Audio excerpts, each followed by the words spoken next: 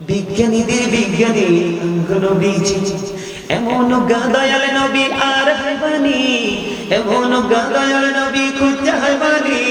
বিজ্ঞানীদের বিজ্ঞানী অঙ্গ নবীজি, বিজ্ঞানীরা রকের যুগে চাঁদের দেশে যায়, অঙ্গ নবী রকের ছাড়া মেরাজ শরীফে যায়। বিজ্ঞানীরা রকের যুগে চাঁদের দেশে যায়, অঙ্গ নবী রকের ছাড়া মেরাজ শরীফে যায়। আরে ওই যুগে কি রকেট বিমান এগুলো ছিল নি? বলো ওই যুগে কি রকেট বিমান এগুলো ছিল নি? বিজ্ঞানীদের বিজ্ঞানী অঙ্গ নবীজি, আবু বকর সিদ্দিকের সাথে কামড়াইছে, অঙ্গ নবীর থুতু দিওয়ালা হয়ে গেছে। আবু বকর সিদ্দিকের সাথে কামড়াইছে, অঙ্গ নবীর থুতু দিওয়ালা হয়ে গেছে। আরে সেই বালাকে এই যুগে, আরে সেই যুগে কি ওজা বৈদ্য এগুলো ছিল নি? বলো সেই যুগে কি ওজা বৈদ্য এগুলো ছিল নি? বিজ্ঞানীদের বিজ্ঞানী অঙ্গ নবীজি, আগের যুগের মানুষের অসুখ কম হইতো, অঙ্গ নবীর কাছে যাইলে ভালো হয়ে যাইত। আগের যুগের মানুষের সুখ কম হইতো, অঙ্গ নবীর কাছে যাইলে ভালো হয়ে যাইত। আরে সেই বালাকে এই যুগেতে করতে হয় বানি, বলো সেই বালাকে করতে পারবানি। বিজ্ঞানীদের বিজ্ঞানী অঙ্গ নবীজি, মারহাবা আর জোরে। এগুলো নবীজির মুজিজা। কি থুতু মোবারক দিছে বিশ্বাস, ঠিক না? আরো জোরে আস্তে আস্তে আইতেছি, একটার পর একটা নবীজি কেমন রহমত আমাদের জন্য, কতটা নিয়ামত বুঝানো বুঝাবো। বন্ধুরে আমার, আমার দিকে তাকান বন্ধু।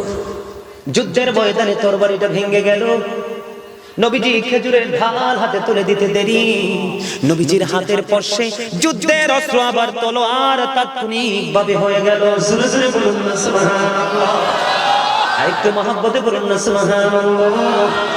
বন্ধুরে আমার, আমি আপনাদেরকে মজার খবর দিব। উহুদের ময়দানে নবীজির দান্দান মোবারক শহীদ হয়েছে, আপনারা সবাই জানেন। জানেন তো এটা? নবীজি মদিনায় থাকা অবস্থায় 27টি যুদ্ধ করেছেন। কয়টি? 27টি যুদ্ধ করেছেন। এর মধ্যে সবচেয়ে বড় যুদ্ধ হলো উহুদের যুদ্ধ।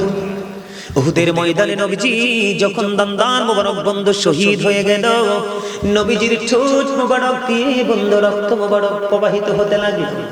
মালিক বিন সিনান দেখে সহ্য করতে পারলো না, দৌড়ে চলে গেল রে প্রাণের নবীজির কাছে। বন্ধু এবার নবীজির কাছে যাওয়ার পরে নবীজির রক্ত মোবারক বন্ধ চষতে শুরু করলেন। নবীজি বললেন, রে মালিক বিন সিনান, রক্তগুলো চষো না, রক্তগুলো উহুদের জমিনে ফেলে দাও। এই কথা বলার পরে মালিক বিন সিনান একটা ডাক দিয়ে বললেন, ইয়া রাসূলুল্লাহ, ইয়া হাবিবাল্লাহ, নবী গো, ও প্রাণের নবী, আমি আমার আল্লাহর ইজ্জতের কসম করে বলছি গো নবী, আপনার একটা ফোঁটা রক্ত আমি উহুদের জমিনে পড়তে দিব না গো নবী, একটা ফোঁটা রক্ত আমি উহুদের জমিনে পড়তে দিব না। এই কথা বলে বলে বলে বলে বন্ধু তিনি নবীজির লোহ মুবারক চুষতে থাকলেন। চুষতে চুষতে চুষতে চুষতে যখন নবীজির শেষ রক্তের ফোঁটা যখন চুষা শেষ হয়ে গেল, আমার নবীজি গোটা পৃথিবীর উম্মত গুলোকে জানিয়ে দিল, তোমরা পৃথিবীর বুকে যদি কোনো জান্নাতি মানুষ দেখতে চাও, ওই মালিক বিন সিনানকে দেখে না। জুরি জুরি সুবহানাল্লাহ। বন্ধু ও মজিদপুরের আমার ভাই বাবারা, মা বোনেরা, যুবক বন্ধুরা, সবাইকে বলছি রে, নবীর সাথে প্রেমের ডোরি লাগাও। তোমার অন্তরে কোনো নোংরামি, কোনো হিংসা বিদ্বেষ থাকবে না, কারণ নবীর মধ্যে রয়েছে সকল প্রেম। জোরে জোরে বলুন না সুবহানাল্লাহ। বন্ধুরে আমার, এখানে শুধু ক্ষান্ত নয়, আমি আপনাদেরকে বুঝাইতে চেয়েছি বন্ধু, আপনার আমার রক্ত খাওয়া হারাম। যদিও গরু আমাদের জন্য হালাল, মহিষ আমাদের জন্য হালাল, বকরি আমাদের জন্য হালাল, দুম্বা আমাদের জন্য হালাল, ভেড়া আমাদের জন্য হালাল, উট আমাদের জন্য হালাল, কিন্তু ওই হালাল প্রাণীর রক্ত এবং চামড়া কিন্তু আমাদের জন্য হালাল না। বন্ধু নবীজি কেমন রহমত, প্রেমী মালিক বিন সিনান রাদিয়াল্লাহু তাআলা আনহু নবীজির রক্ত মোবারক চুষে নিলেন। আরে রক্ত মোবারক চুষার কারণে বন্ধু সে জান্নাতি। জোরে জোরে কন্যা বন্ধু সুবহানাল্লাহ।